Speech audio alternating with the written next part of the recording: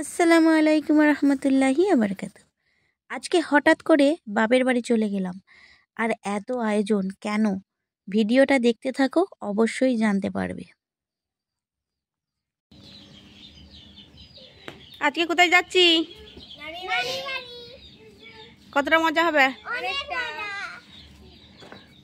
চলো যাওয়া যাক।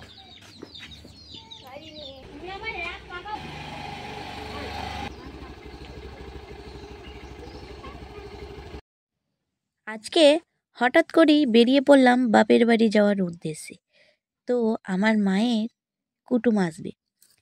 তো আমার মা একা অনেক কিছু সামলাতে পারবে না, সেই জন্য আমাদের ঘরে ফোনে জানিয়ে দিল যে আজকে মেহমান আসবে, তাই তোমরাও চলে এসো।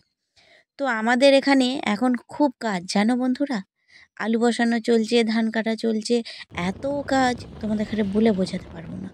এই কাজের ফাঁকেই বেরিয়ে পড়লাম সকালবেলায়।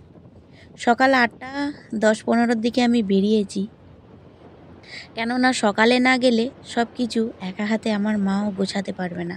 সেই জন্য আমি আমার কাজগুলো ভোরবেলায় উঠে করে নিয়েছি আর বেরিয়ে পড়লাম সকাল সকাল। তো আমার দুই মামুনি দেখলে কতটা এক্সাইটেড ছিল। তো আমরা সোয়েটার পরে একদম বেরিয়ে পড়লাম, কারণ সকালবেলায় খুব ঠান্ডা। সেই জন্য সোয়েটার না পরলে তো আমাদের তো একদম আর দেখতে হবে না, পরের দিন এসে বিছান সজ্জা হয়ে যাব না। সেই জন্য আমরা পরিপাটি হয়ে বেরিয়ে পড়লাম। দেখতে দেখতে পৌঁছে গেলাম বইচি। তো বইচিতে এসে দেখি গেট পড়েছে। যখনই বাপের বাড়ি যাই তখনই কিন্তু এই গেটের সাথে দেখা, এক সাক্ষাৎ একবার না একবার তো হবেই, দেখছো।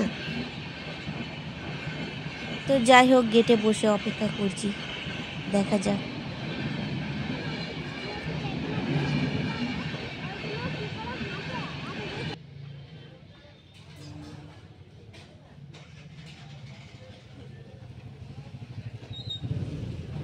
এইবারে কিন্তু খুব বেশিক্ষণ দাঁড়াতে হয়নি, একটা মেল যাওয়ার পরই গেট উঠে গেছে। তো বেশ ভালোই লাগলো, কারণ না হলে 2-3টে করে ট্রেন পার হবে, মেল পার হবে, তারপরে যে গেট খুলবে। তো খুব ভালো লাগলো, বেশ তাড়াতাড়ি পৌঁছে যাব। যাওয়ার একটু তাড়াতাড়িই ছিল, কারণ তাড়াতাড়ি না গেলে সব কিছু গুছিয়ে উঠতে পারবে না, সেই জন্য। আর এটা হলো আমাদের বইচি ব্রিজ। তো আমি রেল স্টেশন পার হয়ে চলে এলাম বইচি ব্রিজে। এখানে দেখছো এখন পানিটা খুব কম। যখন বর্ষাকাল হয় প্রচুর পানি হয়, প্রচুর পরিমাণে। ওই যে গেট দিয়ে এত পরিমাণে পানি বেরোয়, তো দেখার মতো সিন লাগে, জানো, খুব সুন্দর লাগে। তো যাই হোক, আমি রোড পেরিয়ে চলে এসেছি আমার বাপের বাড়ির গ্রামের রাস্তায়। দেখো, এটা হলো আমার বাপের বাড়ির গ্রামের রাস্তা। আমার বাপের বাড়ি হচ্ছে জামনায়, নামতে হবে বাসে করে এলে। তো জামনারই রাস্তা এটা। জামনা থেকে পেরিয়ে চলে এলাম আমার বাপের বাড়ি, একদম গ্রামের রাস্তা। চারিদিকে দেখছো সুন্দর মাঠ, কত সুন্দর ধান কাটা চারিদিকে। এখন সবাই ধান কাটবে, ধান কেটে শুকিয়ে তুলবে, তারপরে আলু বসানো কাজ। আর আমাদের ওখানেও টুকটাক আলু বসানো কাজ একদম চালু হয়ে গেছে। তো ফাইনালি আমরা বাপের বাড়ি পৌঁছে গেলাম। যারা যারা বাপের বাড়ি দেখেছো তারা অবশ্যই জানো, এই যে সবুজ রঙের দেখলে দুতলা, ওটা হলো মসজিদ। মাশাল্লাহ, কালার করে খুব সুন্দর লাগছে। আর পাশের যে বাড়িটা, ওটা হলো আমার বাপের বাড়ি। তো যাই হোক, বাপের বাড়ি এসে জামা কাপড় ছেড়ে নিয়েছি, তারপরেই কাজে বসে পড়েছি। কারণ কাজে না বসলে তো কাজ এগোবে না, তাই না। আমি এদিকে ময়দা মাখতে শুরু করে দিয়েছি, আর আমার মা চিকেনটা কষা করবে লুচির সাথে খাওয়ার জন্য। সেই জন্য আমার মা চিকেনটা রেডি করে নিল। তারপরেই আমার বড় মামুনি বিরিয়ানির চালটা ভালো করে ধুয়ে ক্লিন করে ভিজিয়ে দিল, বিরিয়ানি হবে সেই জন্য। তারপরে আমার দেখো ময়দা মাখা একদম রেডি, আমি সুন্দর করে ময়দা মেখে দিয়েছি।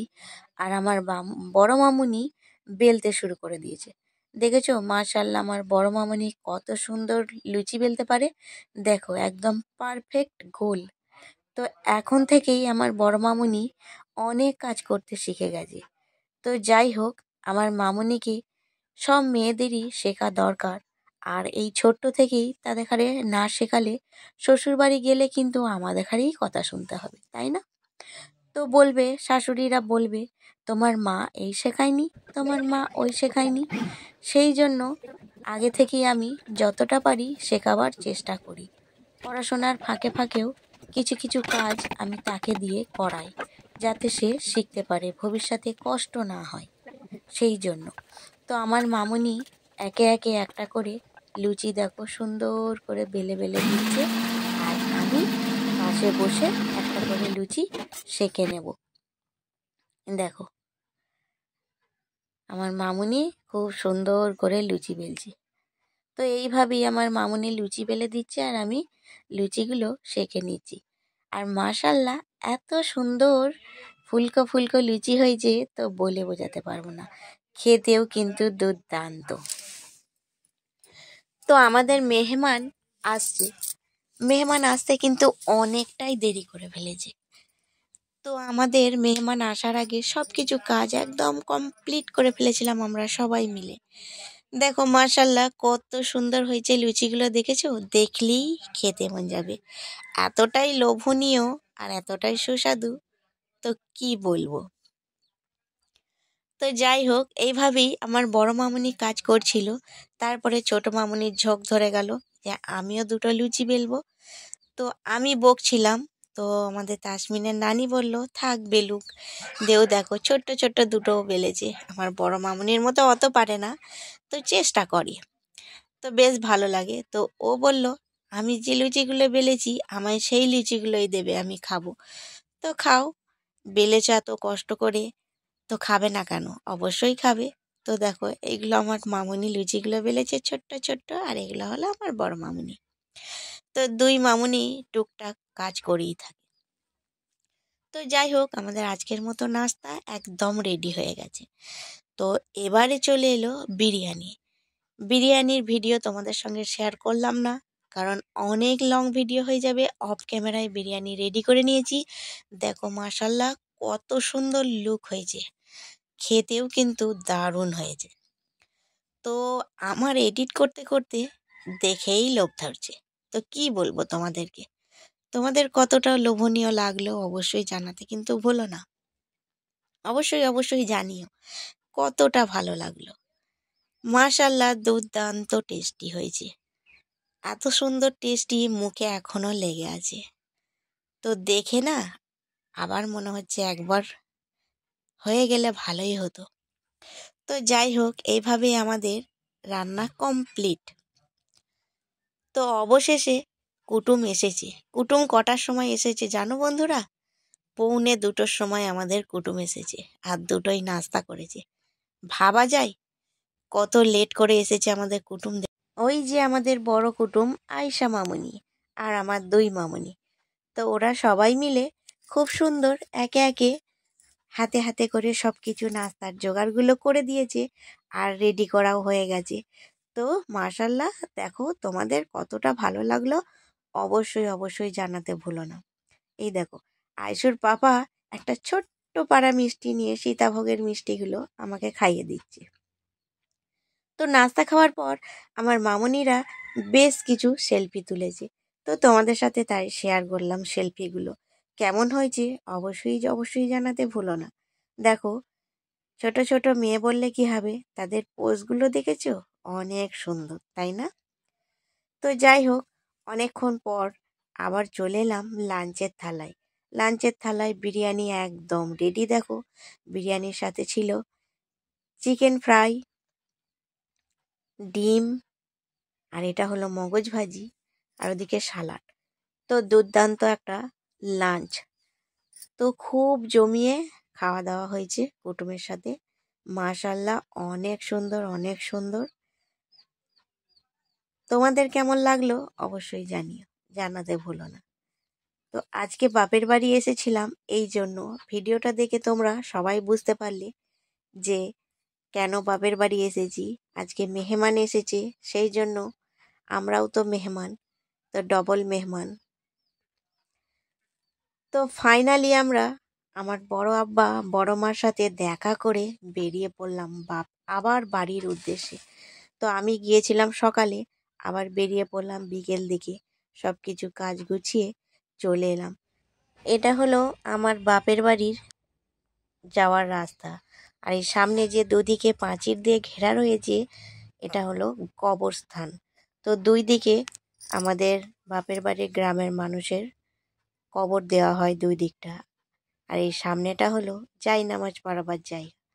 তো একটু একটু করে দেখো চারিদিকটা কত সুন্দর লাগছে, তাই না?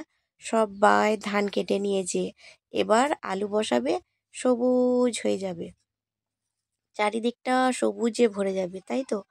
কত সুন্দর লাগবে। তো আমরা একটু আগে আছি আর আয়ুষুর পাপা মাম্মি আয়ুষু একটু পিছনে আছে। তো এইভাবেই আমরা যাচ্ছি। তো আমরা দুজনে দুদিকে আলাদা হয়ে যাব, কারণ দুজনকার বাড়ি আলাদা আলাদা জায়গায়, সেই জন্য। তো আমরা যখন জামনায় যাব, জামনা থেকে আলাদা। অবশেষে জামনা আমরা পৌঁছে গেছি। দেখো আমরা এখানে একে অপরকে টাটা বাই বাই আল্লাহ হাফেজ করে দিলাম। তো ওরা ওদের গন্তব্যের দিকে চলে গেল আর আমরা আমাদের গন্তব্যের দিকে চলে এলাম। তো এইভাবেই আজকে সারা দিনটা খুব আনন্দ করলাম, এনজয় করলাম। তোমরা দেখে কতটা এনজয় করলে অবশ্যই জানাতে ভুলো না। মেহমানগুলো এসেছিল আমার আব্বুকে দেখতে। আমার আব্বুর শরীর অসুস্থ, তোমরা সবাই জানো। তো এইভাবেই আজকে সারা দিনটা আনন্দ করে কাটিয়ে দিলাম। তোমাদের কেমন লাগলো অবশ্যই জানাতে ভুলো না। ভালো লাগলে অবশ্যই লাইক কমেন্ট শেয়ার সাবস্ক্রাইব করে দিও। যারা নতুন আছো তাদেরকে অবশ্যই বলছি বেল আইকন বাজিয়ে দিও নোটিফিকেশনের জন্য। আজকের মতো এতটাই, আল্লাহ হাফেজ।